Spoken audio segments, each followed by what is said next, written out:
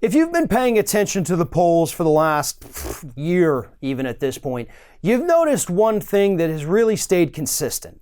You know, we have seen front runners come and go. We have seen, oh, this person looks like they're going to run away with it. Now it's this person. Now this guy's ahead. Now this woman's ahead. Now who's running? There's one thing that stayed consistent, and that is that the youth voters overwhelmingly support Bernie Sanders and his policies, while the older voters, ever since he announced he was running, have gravitated towards Joe Biden. And these two candidates could not be more different. The same thing with these two age groups. Voters under 35 are nothing like voters over 65. We really, at this point, have nothing in common with one another. And there is a reason for that. And there is a reason that each one of these groups is gravitating towards their candidate of choice. And let's start with the group over 65, over 70, the Biden supporters. These are people who grew up at a time, have been working throughout their lives for most of it, when the economy actually worked, when there was a strong middle class, when we had good union representation. So all they want is to go back to normal. And what's Joe Biden been campaigning on? The return to normalcy.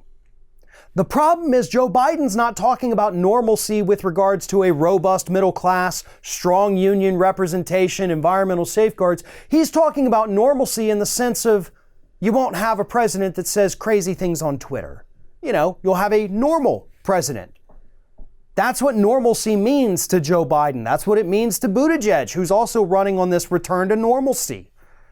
It's not about making anything better for anyone, but they're trying to frame it as such. We're going to go back to the way things were, which is a fun way of saying we're going to move backwards. But the older generation remembers that time, the backwards time. And it was good for them. It truly, truly was. And they do want to get back to that, and you can't necessarily blame them for that. They were doing well. Solid middle class. And that's what they want again. Then you take the younger generation. They've never experienced that in their life. Never. They go to college, spend tens of thousands of dollars, taking out loans for tens of thousands of dollars to get a degree that they only find out once they graduate isn't able to get them a job in their field because they have no experience, for one. But two, this other generation is doing so poorly because of the economy that they're not able to retire. So we have seen too many instances where these young, fresh faces want to go out there and get a job, but they can't because the older generation can't retire. Now, that's not their fault, by the way. It's not. It's the economy.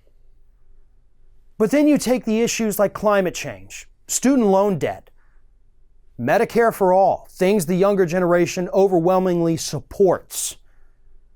Older generation, maybe not so much, because those things don't necessarily affect them. Climate change definitely does, but not to the extent that it's going to affect a 25-year-old. A 25-year-old in the United States today, not only have they lived through a time of essentially endless military conflict by the United States, they have lived with climate change for their entire lives. 70 and up, they haven't. In terms of their lifespan and what we know about climate change, it's still relatively new to them. And this is not an insult by any stretch of the imagination, but by the time they leave this world, they won't even see the bad effects of it, the worst effects of it. They've seen some bad ones, but it's going to get so much worse. But they're not going to be around for it. So yeah, it's not a huge priority for them. Medicare for all, they're on Medicare. Okay? Student loan debts, they paid those off 30 years ago, some of them. We still do have people over the age of 60 in the United States paying off student loan debts. But overall, not a big issue for that age group. So there's different concerns here. And to be honest, we need to listen to the younger voters here. They want a revolution, a political revolution. And that is what's needed. Because not only is that going to solve the problems that are plaguing this generation, but it's also going to give the older generation that return to normalcy that they have been wanting. The economy will do better under a Green New Deal. The economy will do better with expanded Social Security, and Joe Biden can't decide whether or not he wants to cut it. He said in the past he definitely wants to cut it, but now he's acting like he never said those things. Joe Biden is not a friend to the over 65 demographic. Bernie Sanders actually is. And if you do want that normalcy, if you do want your problems taken care of, and you go back to the robust economy that you had, there is only one way to do that. And it's with Bernie Sanders. Because Biden, the only thing we're going to see change, probably an end to the trade war, probably. And no crazy tweets coming from the President of the United States. Not a whole heck of a lot different other than that. I know what a lot of you out there are thinking. You're thinking, wouldn't it be amazing if you could wear the Ring of Fire logo across your chest? Well, now you can. Just head on over to our Teespring page to find some awesome merch we're offering for our viewers.